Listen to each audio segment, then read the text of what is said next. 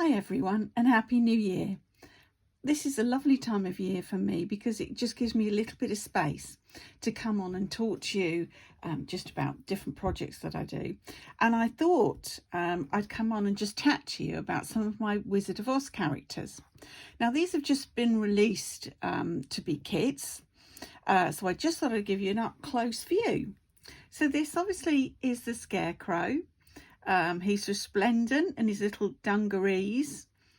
It's just front and back there. He's got lovely long legs, and he's got his little wooden pole through his arms, and then he's got the straw coming out of the top, and you'll get in your kit one of my handmade heads. I don't sell these separately because, to be truthfully, I don't want to be making 300 million heads, but anyway, you get one with each kit. So he can be hung up, you know, whichever way you want to do them. So it's quite nice to do. And if you haven't done many of my little people before, he's a good starter because he's not too tricky to do. Then we move on to the Tin Man. Now, all these characters are so iconic. It was quite scary actually tackling them. So when I came onto the Tin Man, when you'll notice in the film, he's got sort of armour, like a suit of armour, and he's got like little caps over his arm. Now these were quite tricky to do and I couldn't get them right, so what I did in the end was decide to sort of bin that and do something completely different and put some geometric shapes on his arms. So I liked that, so we went with that. He's then got his sort of oil can for his head.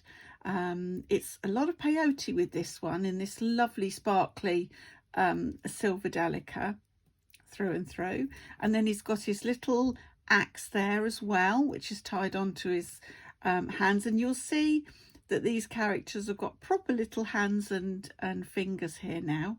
Then he's got his little boots on that he walks with, and of course he's got his heart that he's going to see the Wizard of Oz to get. So that's the Tin Man.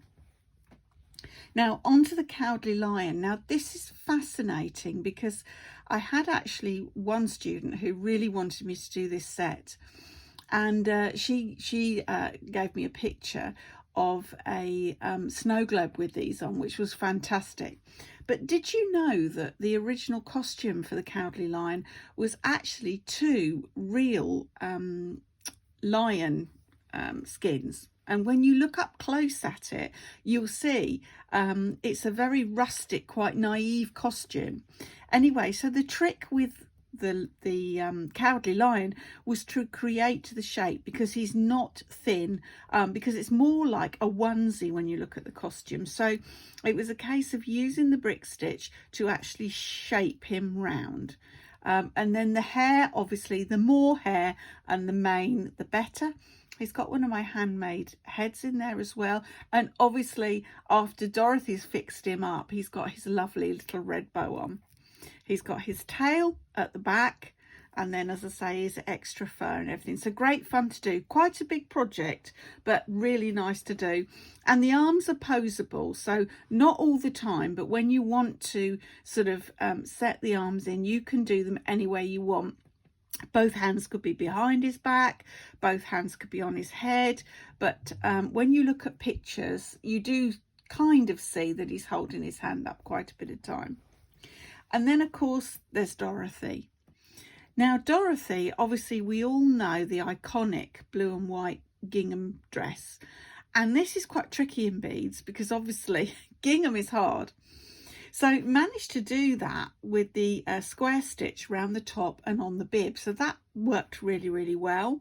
It's quite a demure little dress, and it's quite a simple little dress as well.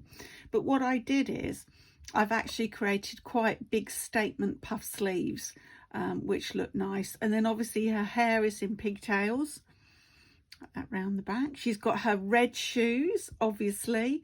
And again, she's got a hanging loop. You can hang her. She will stand up if you're very careful.